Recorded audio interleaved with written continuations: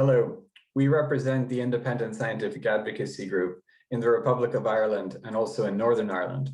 We believe that whether an outbreak becomes a pandemic and stays a pandemic involves a series of choices made by our people, and in particular by our government, who have the power to make those choices for the people. These choices, whether they are to power up local public health response, to support people who are forced to quarantine, or to control travel restrictions, have direct consequences for loss of life, for liberty, and for livelihoods. These choices affect us within our nation states, but they also have serious consequences for our fellow human beings around the world. For example, with respect to the evolution of new variants.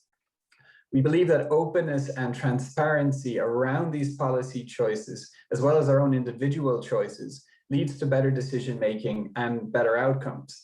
And we believe that it is the responsibility of scientists who understand the scientific method as a continuous pursuit of the truth to engage with the public and also with policymakers in order to ensure that the most evidence-informed decisions are made, and when they are not, that policymakers are held accountable.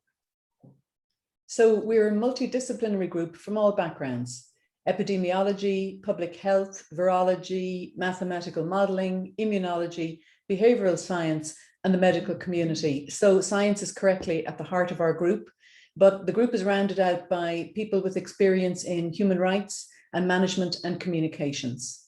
Since early 2020, we've been advocating for a SARS-CoV-2 elimination strategy for the shared island of Ireland. Our group is representative of Ireland, both North and South, the UK and America. ISAG publishes papers and press releases outlining its strategy and recommendations.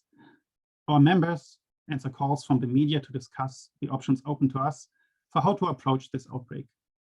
ISAG also hosts weekly public meetings and press conferences, often with invited experts in their respective fields.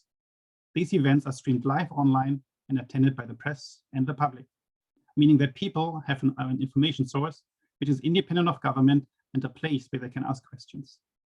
We also work with groups similar to ours in the UK, the USA, and the rest of Europe, and now with the World Health Network, to try to understand how the global response could be better for this and any future outbreaks before they become pandemics.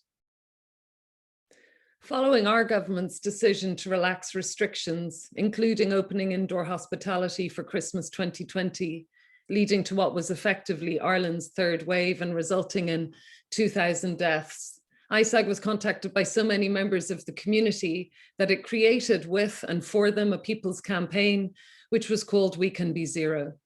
The campaign drew the nation's attention to the elimination strategies successfully saving the economies, lives and liberty from lockdown in many countries similar to ours around the world, such as New Zealand, Taiwan, Singapore, and the Atlantic bubble in Canada. Over 80,000 people engaged with the We Can Be Zero campaign in its first few weeks, calling for the government to adopt an elimination strategy for the country and to lead Europe in this direction. Through our weekly public meetings, our media appearances and articles, social media communications, and engagement with policymakers and civil society groups, ISAG promotes evidence-based strategies for the mitigation of virus risk and the protection of public health.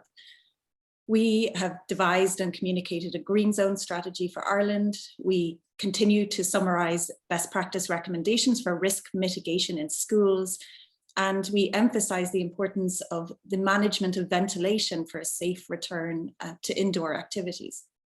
We consistently urge our policymakers to take a proactive approach to this outbreak and to plan and prepare for the future rather than taking a wait and see reactive approach, which has characterized the Irish response. And there's never been a better time to take a more decisive, approach and to eliminate COVID.